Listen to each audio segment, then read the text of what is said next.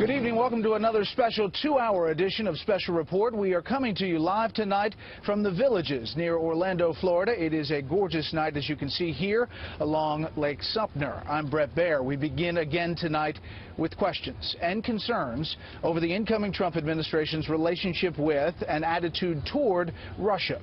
A flurry of questions on that topic on Capitol Hill. Today, it was Defense Secretary nominee General James Mad Dog Mattis who left little doubt about his feelings toward Russia and skepticism that tense relations will change very much. National security correspondent Jennifer Griffin is at the Pentagon tonight with our top story. Good evening, Jennifer.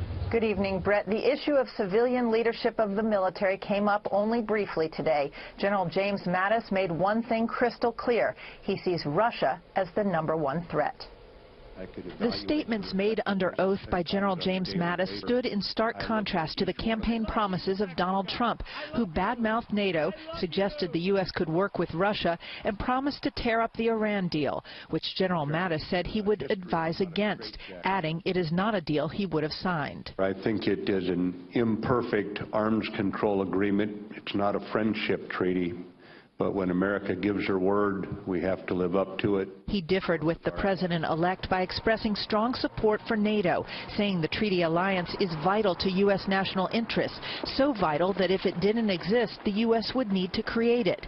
He vowed the strongest possible relations with NATO to counter Vladimir Putin. He questioned whether the U.S. would be able to cooperate with Putin or Russia. We have a long list of times that we've tried to engage positively with Russia. We have a relatively short list of successes in that regard. And I think right now the most important thing is that we recognize the reality of what we deal with Mr. Putin, and we recognize that he is trying to break the North Atlantic Alliance. Mattis warned about threats to the current world order. I think it's under the biggest attack since World War II, sir, and that's from Russia, from terrorist groups, and with what China is doing in the South China Sea. And the retired general said the U.S. military is not equipped to deter those threats. Do you think we have a strong enough military today in order to achieve that goal?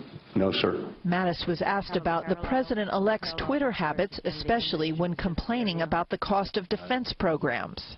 Senator, it's not my role to comment on the president-elect's statements other than to say I believe it shows he is serious about getting the best bang for the dollar when it comes to defense dollars. Using Twitter as a means is not the most efficacious way to do that. The Senate and the House both voted to give Mattis a waiver to serve as defense